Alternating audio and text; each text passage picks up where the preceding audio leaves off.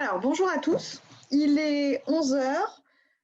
Si je ne me trompe pas, nos deux intervenants sont présents. Donc, bonjour Stéphanie Bonjour Héloïse. et bonjour Antoine. Antoine, Oui, ça y est. super. Euh, Par mon téléphone, donc j'espère que ça va te. d'accord. Donc, ce Il y a que je pas de vous problème. propose, c'est de démarrer parce que la plupart des personnes sont présentes. Donc, je me présente, Héloïse Rionorec, je suis responsable marketing pour Fiducial. L'objectif de ce webinaire est que vous ayez en 45 minutes, 1 heure, un aperçu des principales mesures concernant l'activité partielle sur votre secteur d'activité. Donc, ce webinaire sera co-animé par nos deux intervenants, donc Stéphanie Pizzuti, qui est expert comptable et membre de la direction des relations extérieures de Fiducial, et donc Antoine Montant, avocat au barreau de Lyon.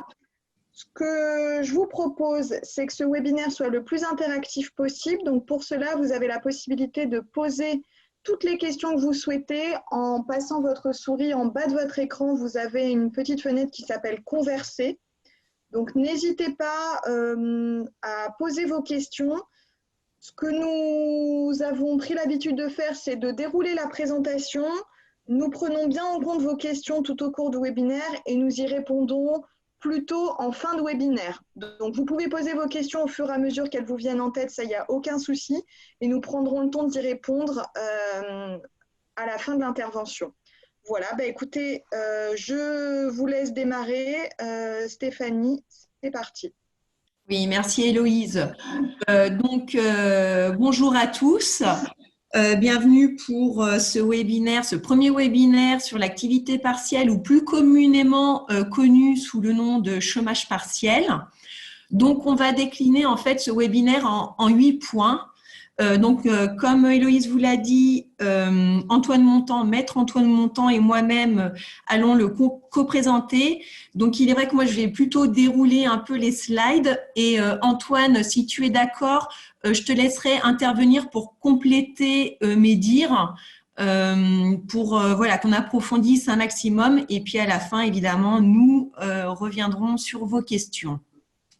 Donc, on va tout d'abord voir si vous, en tant que salon de coiffure, vous pouvez exercer votre activité. Alors, je sais que ce point, vous l'avez déjà abordé via le webinaire sur la trésorerie précédent, mais c'est une piqûre de rappel, c'est toujours bon. Ensuite, on verra dans quel cas on peut recourir à l'activité partielle. On verra les bénéficiaires, tant au niveau des salariés que des dirigeants. Ensuite, nous aborderons le point des démarches que vous avez à faire vis-à-vis de vos salariés en tant qu'employeur.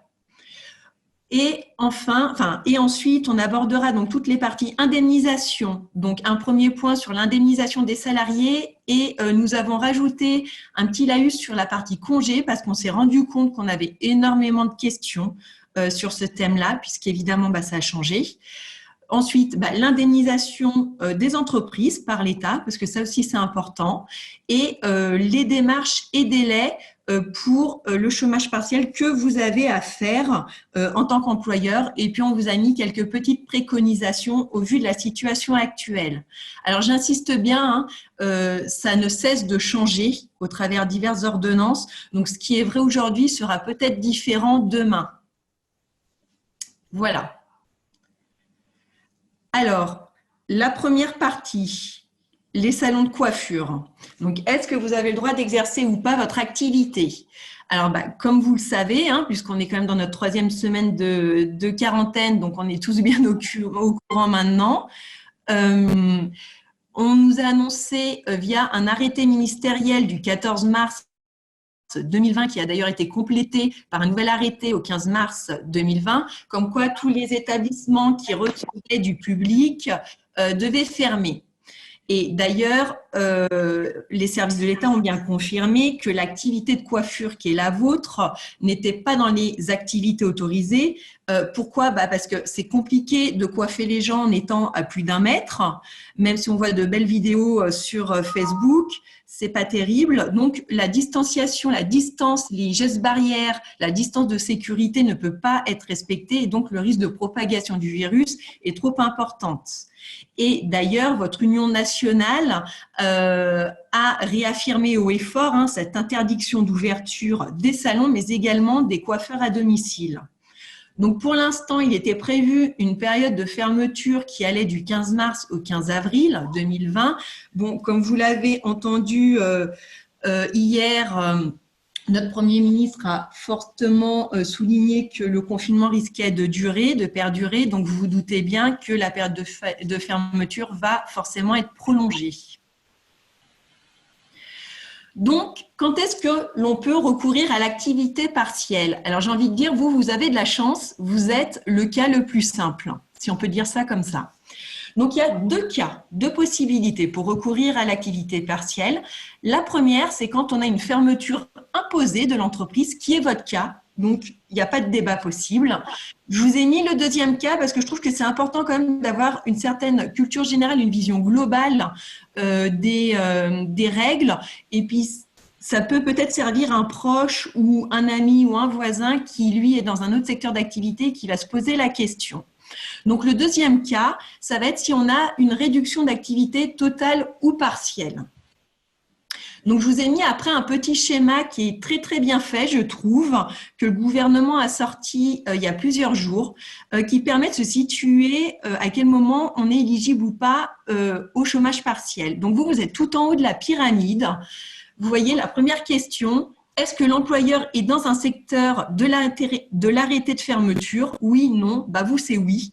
Donc, forcément, vous êtes tout à gauche. Vous êtes employeur éligible à l'activité partielle. Donc, quels sont les bénéficiaires? Donc, au niveau du salarié, des salariés. En fait, en gros, quasiment tous les salariés sont concernés, quelle que soit la nature de leur contrat de travail et leur ancienneté.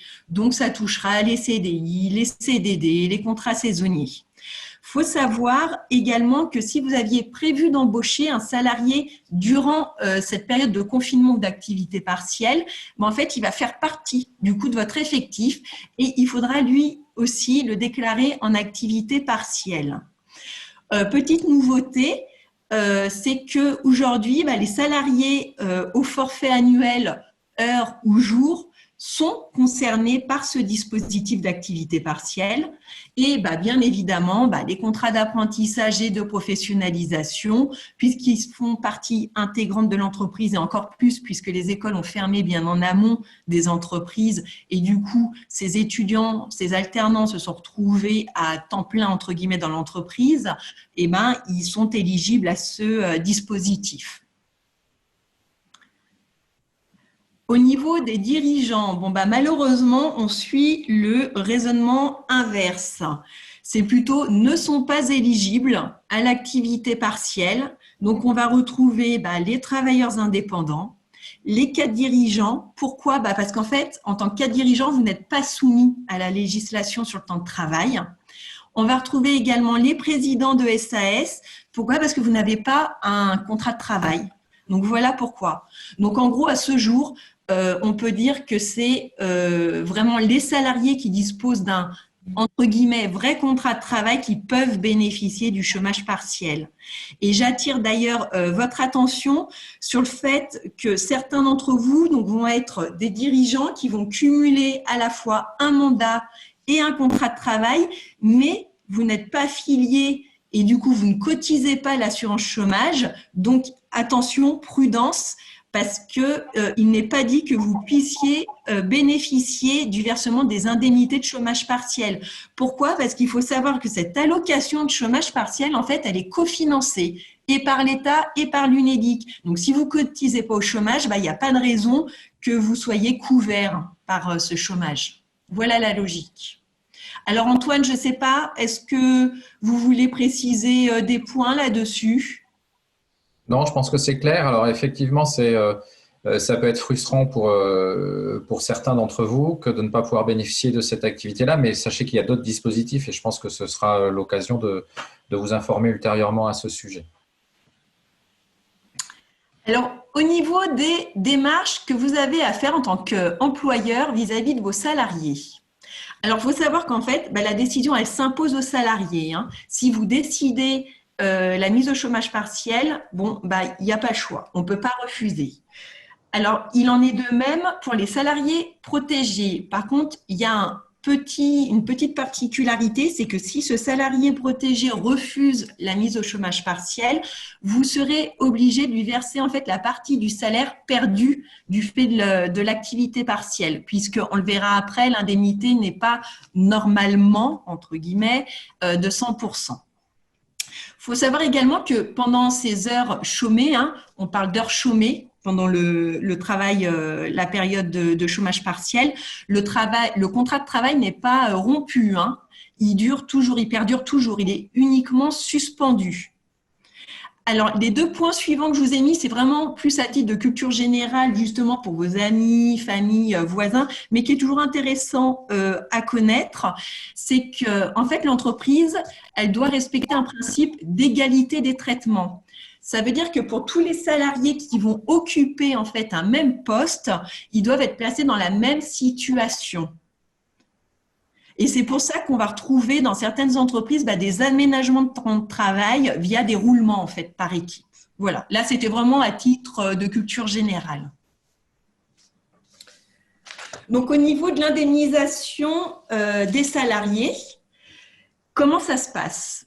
Donc, il faut savoir que vous devez verser l'indemnité de chômage partiel à la même date que celle où vous versez les salaires.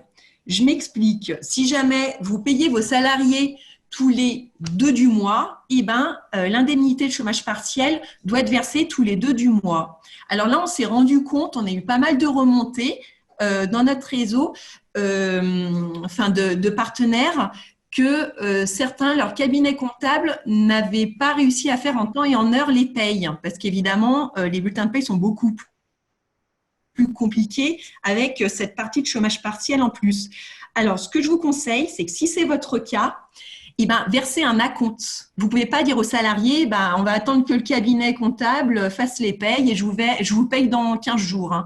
Donc, si vous le payez tous les 2 du mois, le 2 du mois, vous lui versez un acompte de 80% de son salaire net et puis après, vous ferez une régularisation pour le solde.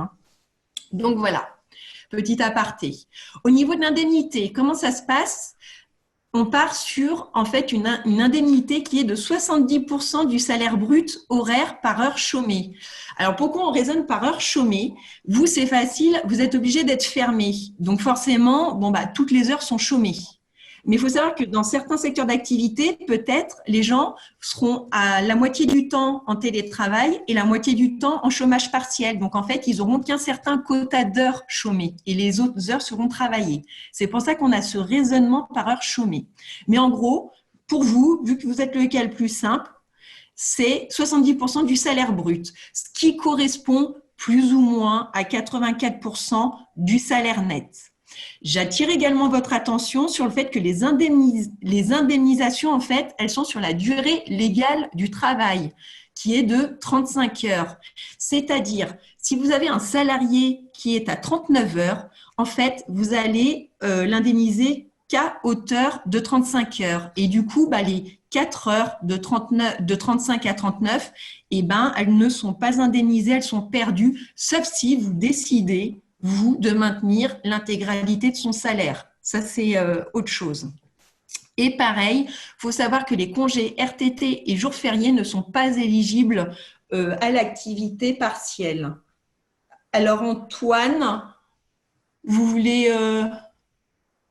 Alors, sur les salariés qui sont potentiellement en 39 heures, il faut distinguer ceux qui font habituellement des heures supplémentaires de ceux qui en font qu'occasionnellement. Pour ceux qui font des heures supplémentaires habituelles, comme le dit Stéphanie, les heures supplémentaires ne sont pas indemnisées par l'agence de services et paiements dans le cadre du chômage partiel. En revanche, vous êtes dans l'obligation de maintenir le paiement de ces heures. Parce qu'elles sont contractuelles, lorsqu'on est uniquement sur des heures contractualisées, habituellement à 39 heures. Très bien. Alors, au niveau, donc toujours de l'indemnisation des salariés, il faut savoir que chaque salarié peut être indemnisé dans la limite de 1000 heures par an. Bon, j'espère qu'on n'atteindra pas cette limite, quand même, sinon ça veut dire qu'on va être très longtemps en quarantaine. Au niveau des salariés qui sont au SMIC, alors là aussi, comme vous l'avez vu dans le slide précédent, l'indemnité de chômage partiel, c'est 70% du salaire brut. Donc, un salarié qui est au SMIC, bah, vous vous doutez bien que 70% du SMIC, ça ne fait pas le salaire minimum. Donc, du coup, en tant qu'employeur, vous allez être obligé de verser une allocation complémentaire qui va lui permettre en fait d'avoir une rémunération mensuelle minimale qui va correspondre à la différence entre le SMIC et l'indemnité de chômage partiel perçue. Il faut savoir que cette indemnisation de chômage partiel, elle est exonérée de charges sociales et de charges patronales.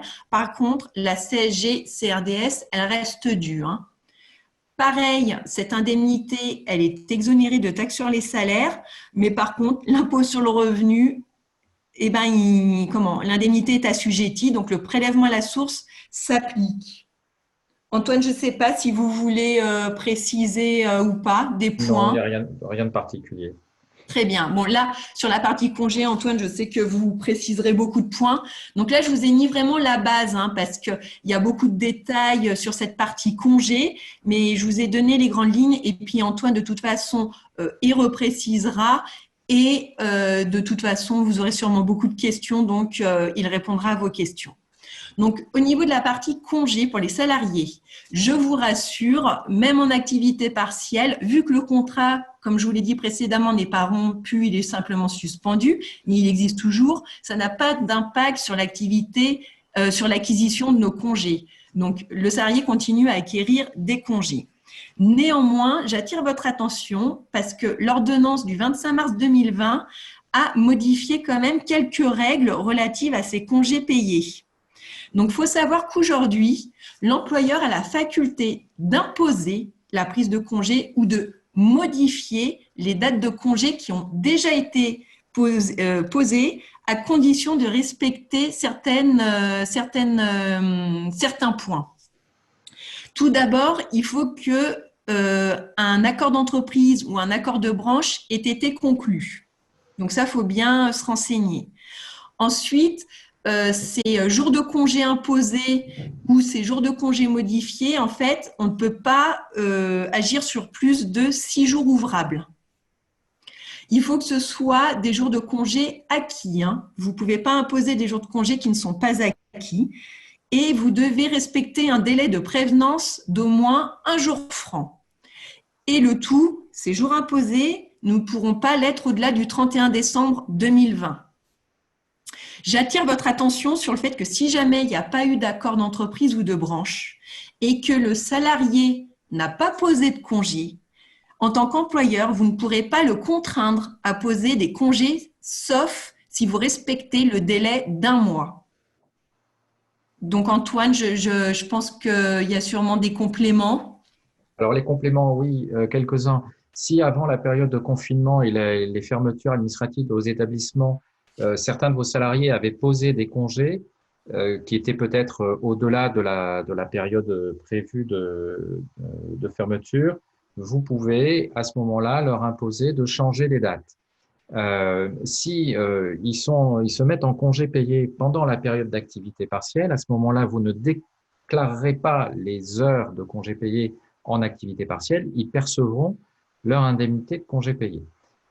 Concernant ensuite ces fameux 6 jours de congé payé, alors là aussi on attire votre attention sur le fait qu'il faut un accord de branche. Alors vous pourriez le faire par accord d'entreprise dans le salon, mais c'est vrai que ce n'est pas une habitude dans votre profession que de faire des accords d'entreprise. Donc surveillez bien les communications de vos organisations professionnelles et puis rapprochez-vous systématiquement de vos gestionnaires de paye afin de savoir si un accord est en cours de négociation au sein de la branche de la coiffure. Je ne pense pas que ce soit pour l'instant le cas puisque finalement la fermeture ayant eu lieu beaucoup plus tôt que prévu, ça n'a pas été évoqué avec les partenaires sociaux de la coiffure. Sachez aussi que mettre en congé, alors ça c'est d'une manière c'est une vision très financière, pas forcément sociale, mais mettre en congé un salarié, c'est lui maintenir la totalité de sa rémunération. Donc, il faut que vous ayez également la trésorerie suffisante pour pouvoir les rémunérer à ce moment-là. Les mettre en congé payé, en activité partielle, pardon, c'est un petit peu différent. Vous allez avancer les 70% de la rémunération brute, mais vous serez très rapidement remboursé par l'agence de service des paiements. Enfin, dernier point, sur le fameux délai d'un mois, bien évidemment, vous ne pouvez pas, si le salarié n'a pas posé de congé, vous ne pouvez pas lui imposer dans un délai très bref, vous devez respecter ce fameux délai d'un mois. Mais rien ne vous empêche de discuter avec lui s'il est d'accord. Bien évidemment, vous pouvez faire du cas par cas. Voilà ce que je voulais rajouter. Alors, j'ai juste, je me permets parce qu'effectivement, il y a un certain nombre de questions là qui arrivent, donc peut-être Oui. sur ça. Une personne qui nous dit depuis plusieurs jours, je souhaite inscrire ma salariée au chômage partiel, mais je n'ai pas d'identifiant ni de mot de passe et je n'arrive pas à joindre la directe. C'est normal. C'est normal, alors, tout simplement parce que vous suivez les communications comme nous. On est à plus de 400 000 entreprises qui ont fait des demandes. On est à plus de 4 millions et demi de salariés qui sont actuellement en activité partielle. Le système d'information des directs est complètement saturé. Donc, il faut s'y reprendre à plusieurs fois. Mais ne vous inquiétez pas parce que ils ont prévu le coup en quelque sorte, hein, puisque vous avez 30 jours pour déclarer l'activité partielle. Et puis, vous êtes dans un secteur qui est éminemment concerné. Ils savent très bien que vous avez dû fermer. Donc, là-dessus, il n'y aura pas de difficulté. Il faut juste être patient.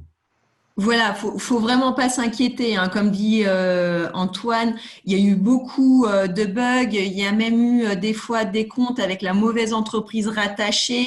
Donc, je pense qu'il y a un tel volume que ça bug de tous les côtés et le temps que tout soit géré. Donc, vous inquiétez pas, hein, les délais sont rallongés, ça va se mettre en place. Oui, et puis dernier point, vous n'êtes pas seul pour le faire. Si vous avez des difficultés, rapprochez-vous de votre comptable. Ok. Et donc, une personne se demande si, comme ça ne marche pas, la salariée hésite à se mettre en arrêt pour garde d'enfant. Quelle serait la différence pour elle? Alors, encore une fois, attendez pour le chômage partiel. Je pense que là, déjà pour le mois de mars, vous avez dû la rémunérer soit normalement, soit comme si elle était en activité partielle.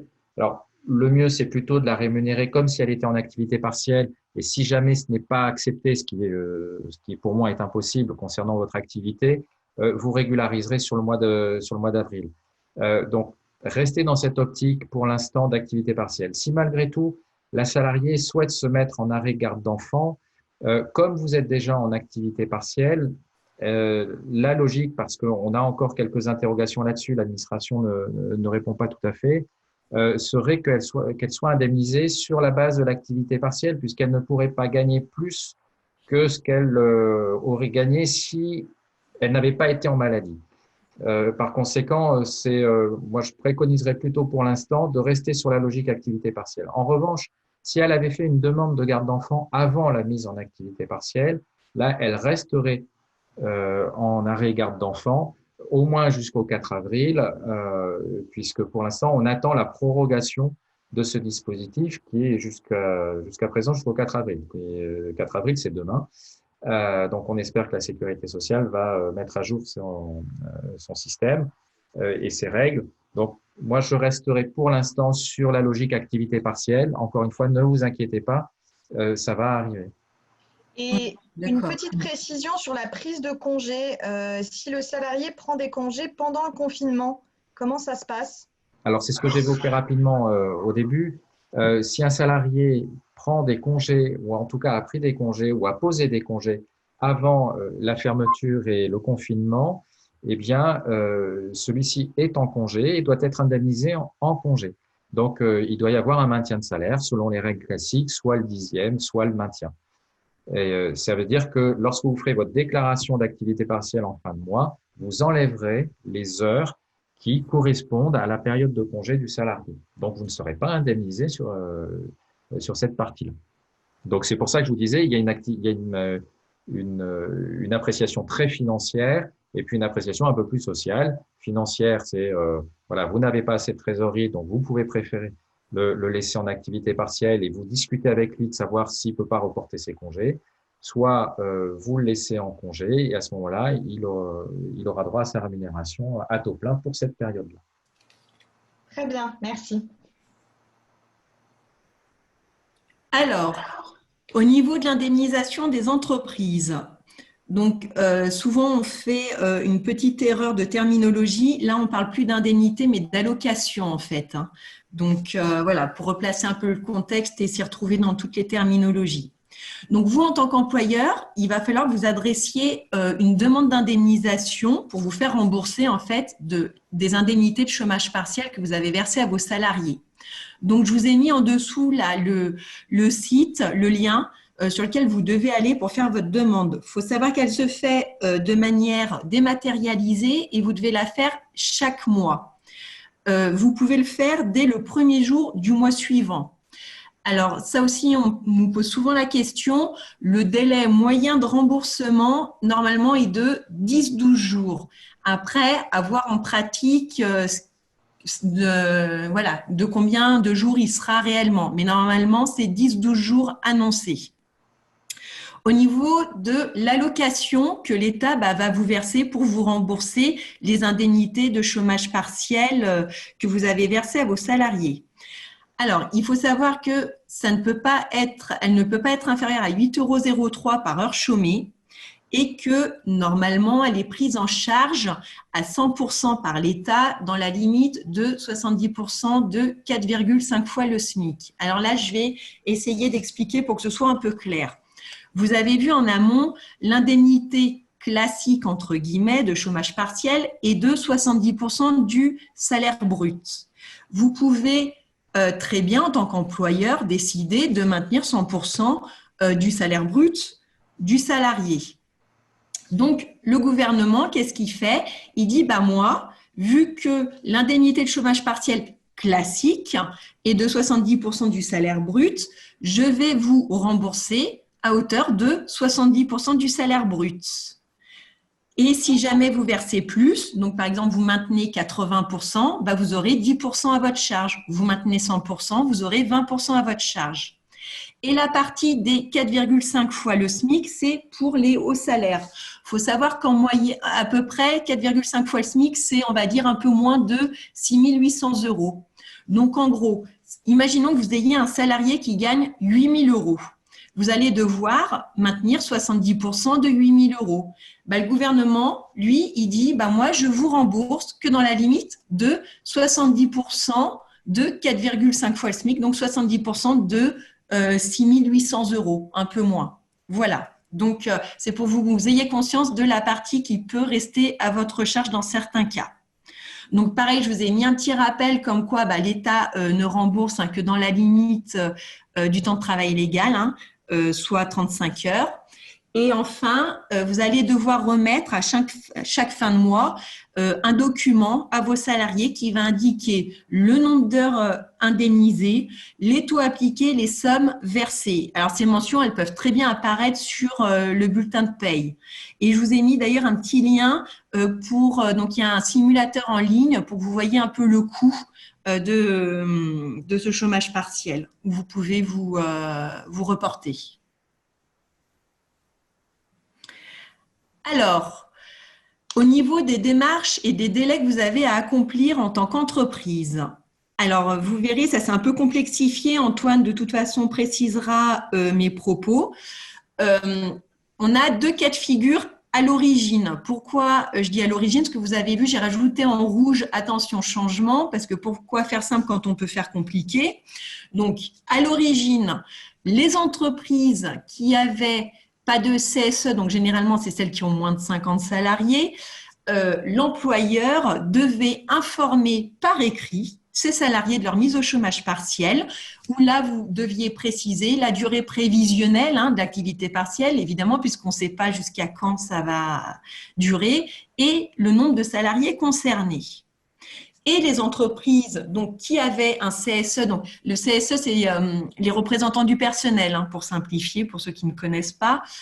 Donc, généralement, ces entreprises qui ont plus de 50 salariés, là, le fonctionnement était différent. Il fallait obligatoirement une consultation du CSE. Donc, il y avait eu un assouplissement des règles qui autorisait en fait l'entreprise à solliciter la directe pour le chômage partiel sans attendre l'avis de ce CSE, et vous deviez donc dans la demande préciser à quelle date vous aviez prévu de consulter ce fameux CSE et donc communiquer à la directe dans les 2 mois de votre demande l'avis du CSE. Slide, merci. Donc, ça, c'était le principe d'origine. Donc là, je vous expose un peu toutes les normes classiques. On verra dans le slide d'après ce qui a un peu changé. Donc, il faut savoir que là aussi, ça a changé. La directe, aujourd'hui, doit vous répondre dans les 2 jours, soit 48 heures. Comme quoi il vous autorise ou non à recourir à l'activité partielle et que son absence de réponse, en fait, ça vaut acceptation. De toute façon, il faut savoir que si la directe refuse, elle est obligée de motiver son refus, hein. Elle ne peut pas vous dire non comme ça. Faut également savoir que l'autorisation d'activité partielle, en fait, elle est accordée pour une durée de 12 mois maximum. Et que c'est pas parce que vous avez peut-être fait une demande que pour, je dis n'importe quoi, 1 mois, vous pouvez demander son renouvellement, hein, c'est possible. Et vous avez, donc c'est ce que disait Antoine tout à l'heure, vous avez jusqu'à 30 jours pour faire votre demande d'activité partielle à partir du moment où vous l'avez été, hein. Évidemment, ça sera avec effet rétroactif. Par contre, j'attire vraiment votre attention, vous n'avez pas de demande rectificative possible. Donc, ce qui a changé et ce qui nous a un peu plus embêté, et Antoine précisera, c'est donc le décret du 25 mars 2020 dans son article 1er qui a laissé sous-entendre certaines choses. En gros, il dit que toute demande de chômage partiel, quelle que soit la taille de l'entreprise, doit être accompagné donc d'un avis du CSE. Donc vous vous souvenez, on avait vu normalement ça correspond. L'avis du CSE était obligatoire pour les entreprises qui en disposaient et c'était surtout les entreprises de plus de 50 salariés.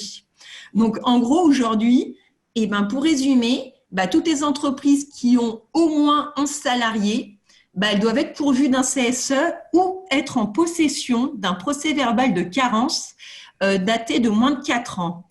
Et à défaut, en fait, l'entreprise, elle est en situation de carence fautive.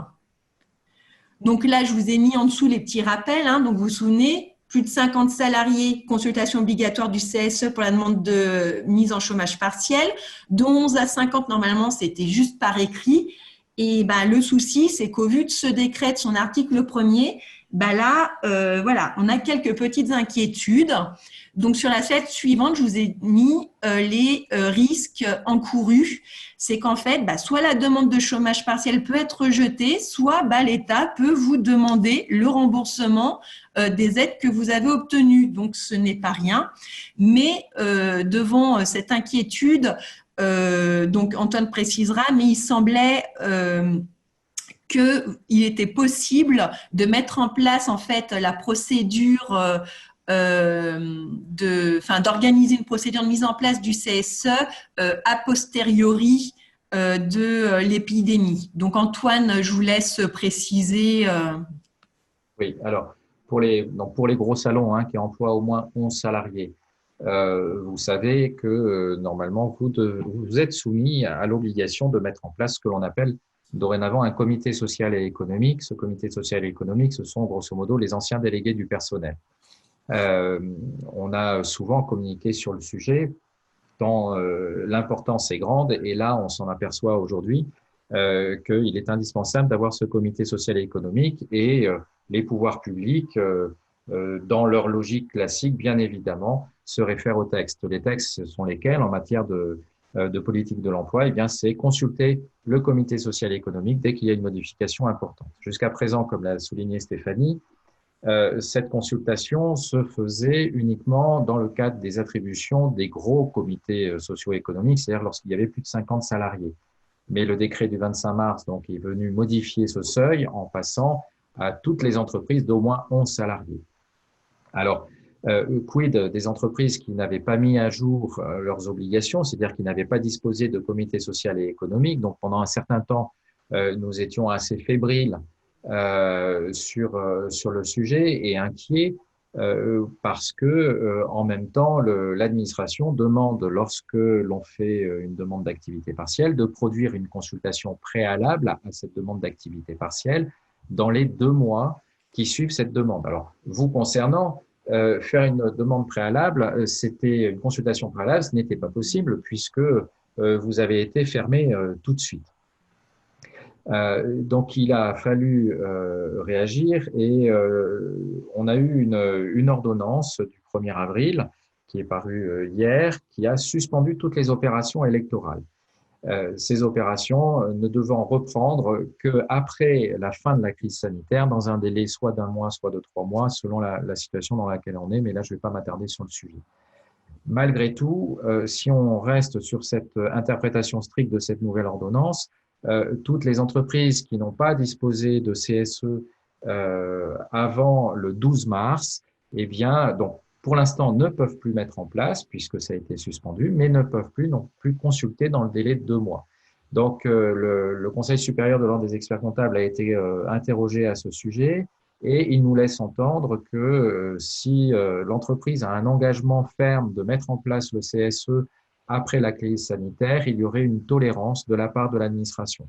Et comme je vous l'ai dit, le ministère laisse entendre. Pour l'instant, nous n'avons pas d'écrit et nous espérons que cet écrit arrivera rapidement pour sécuriser l'ensemble des entreprises qui ne seraient pas à jour. Bon, dernier point, sachez que vu le nombre d'entreprises, même si le ministère met en place des contrôles, alors ce seront des contrôles systématiques sur la base des déclarations informatiques qui ont été faites, il va se passer un certain temps et je pense que d'ici là, on aura les moyens et les arguments pour rassurer tout le monde. Dernier point, parce que c'est une question que j'ai vu passer, sur les effectifs. 11 salariés, c'est 11 salariés équivalents de temps plein. Les apprentis n'étant pas inclus dans le calcul.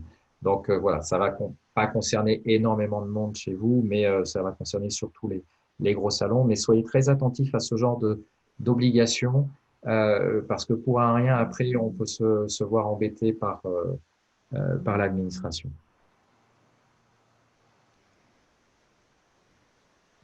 Alors, on vous a mis quelques petites préconisations. Donc, comme je vous l'ai dit au démarrage, faites attention, le dispositif n'est toujours pas stabilisé. Donc, ce qu'on vous dit aujourd'hui avec Antoine n'est pas forcément totalement vrai demain. Donc, c'est à prendre avec des pincettes à un instant T. Donc, dans vos demandes, alors même si vous êtes une activité interdite et du coup, c'est le plus simple, c'est toujours bien de bien motiver sa demande de recours au chômage partiel et de faire apparaître toutes les circonstances relatives à votre demande. Pareil, pour ceux qui ne l'ont pas encore fait, prévoyez un nombre de salariés assez large. Et donc, vous, c'est la totalité, donc c'est plus simple. Et prévoir également une date de fin assez large. Donc voilà. Donc, on peut passer aux questions, je pense, Héloïse, s'il y en a encore. N'hésitez pas, voilà, si vous avez des questions complémentaires. Alors, moi, j'en ai recensé quelques-unes. Est-ce obligatoire de verser le solde du chômage partiel pour un salaire à peu près équivalent au SMIC?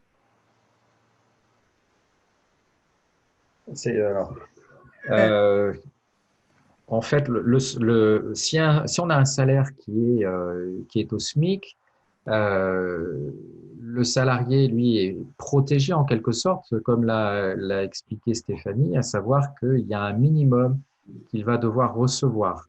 Donc, ce minimum correspondra à l'allocation que vous allez recevoir de l'Agence de services des paiements. Alors, en fait, il y a plusieurs questions sur le CSE. J'en cite deux, mais une personne me dit j'ai 4 salariés Oui, et j'ai vu ça. l'autre me dit j'ai une seule salariée. Quid de l'avis CSE? Est-ce qu'on en Alors, a besoin ou pas?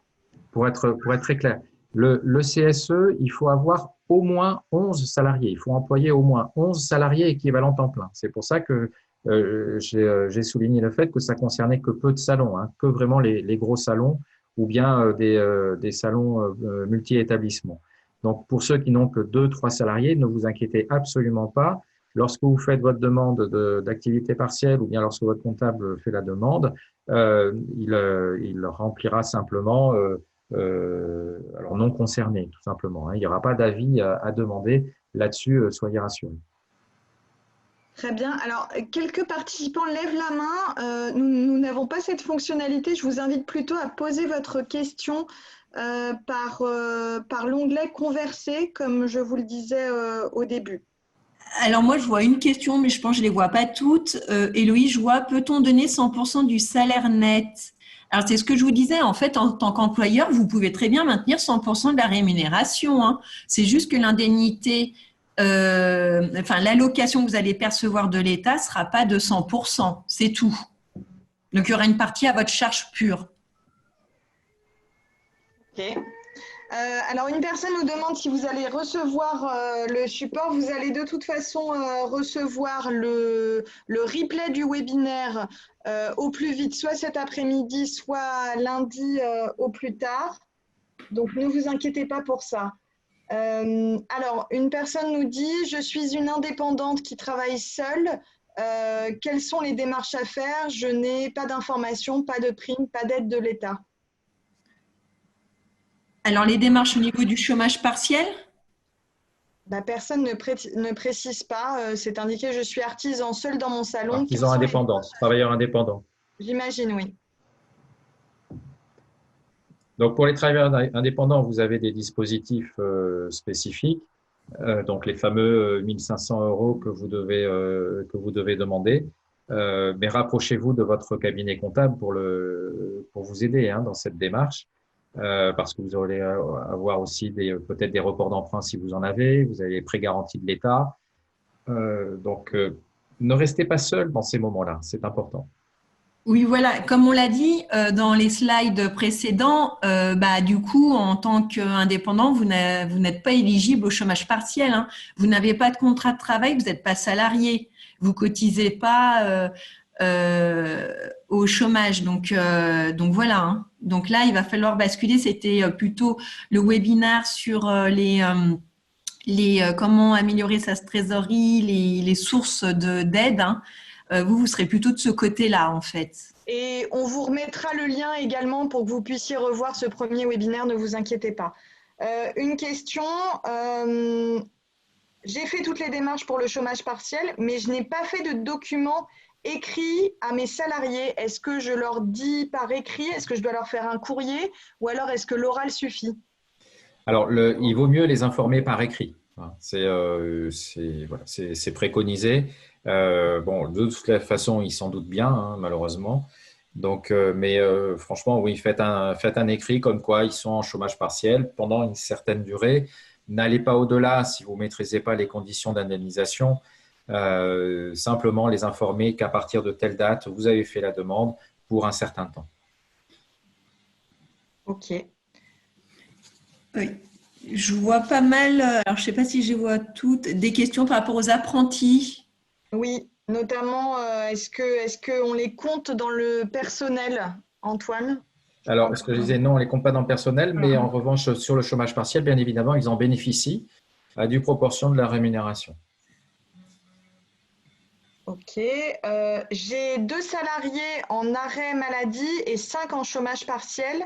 Est-ce que je peux passer les 2 qui sont en arrêt maladie en chômage à partir du 15 avril?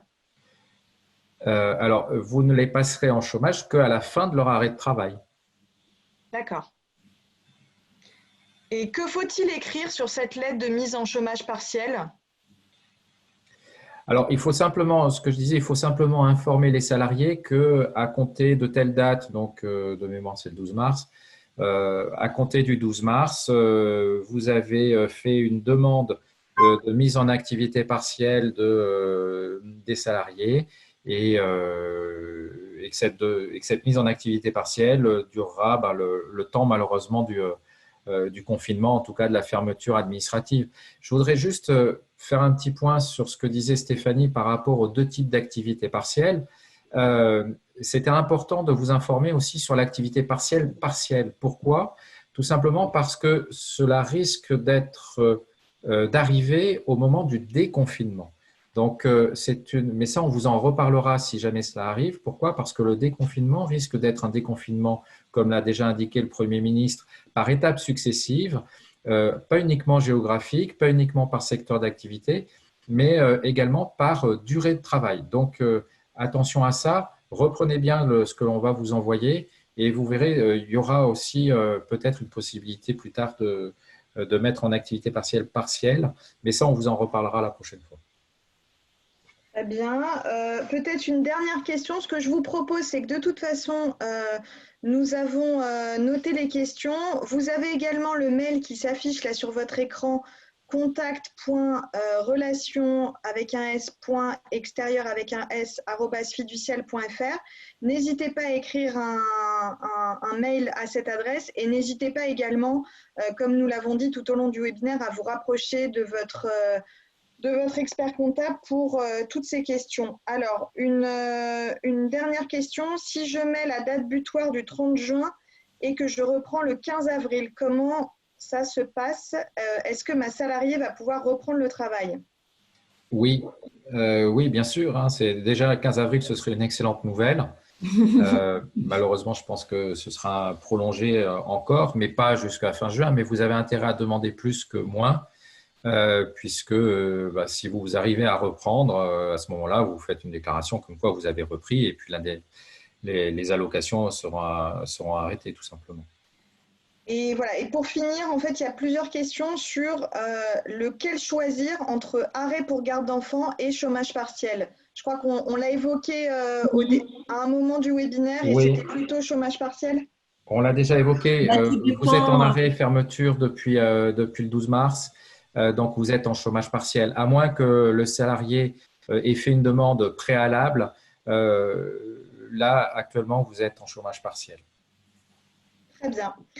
Écoutez, on va clôturer ce webinaire. Merci à tous pour votre participation. Nous vous enverrons de toute façon le replay pour que vous puissiez revoir le webinaire. N'hésitez pas à nous envoyer vos questions et nous vous tiendrons informés du prochain webinaire qui aura lieu sûrement dans les prochains jours. Nous vous remercions. Un grand merci à Stéphanie et à Antoine pour leur intervention dans ce webinaire et nous vous souhaitons une bonne journée à tous et à bientôt. Merci. Merci. Merci, au revoir, bon courage.